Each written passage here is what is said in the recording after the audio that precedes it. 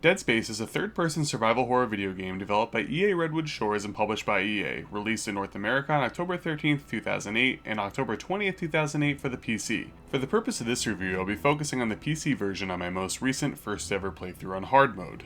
Dead Space is set in the year 2508. During this time, Earth is severely lacking resources in order to survive, so in order to sustain it, people need to search distant planets for necessary resources. The USG Ishimura, the main setting of Dead Space, is a mining ship on the planet Aegis 7.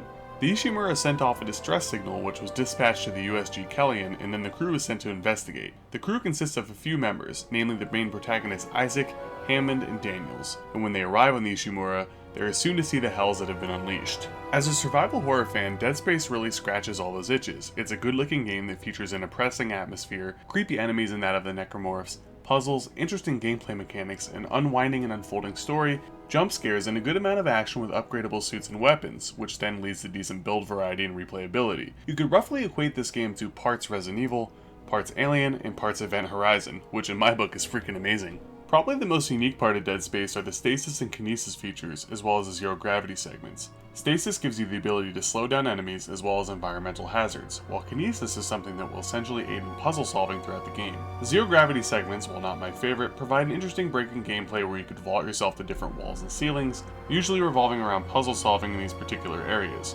Variety is the spice of life in Dead Space, whether it be general gameplay features I discussed, the enemies, and there's even a defense shooter segment. What? The controls of Dead Space, particularly on the PC version, are a bit to get used to. Early on I had a bit of a rough time with general viewpoints, sensitivity, and remembering all the buttons. For example, I didn't realize there was a quick heal button until about midway through the game, so I was constantly accessing my inventory overlay while in the midst of battle, which is not good.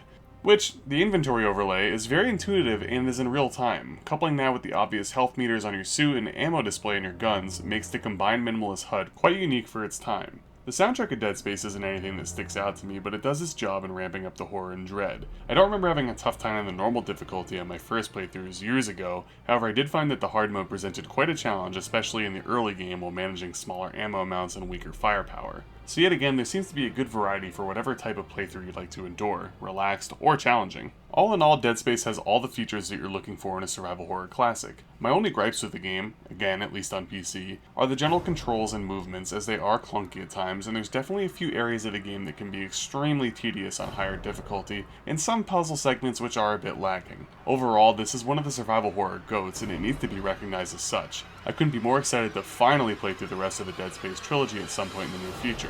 I give Dead Space 1 a solid 8.5 out of 10. If you haven't played it before, do yourself a favor and get on that. Or if you already have, why not give it another spin? Until next time.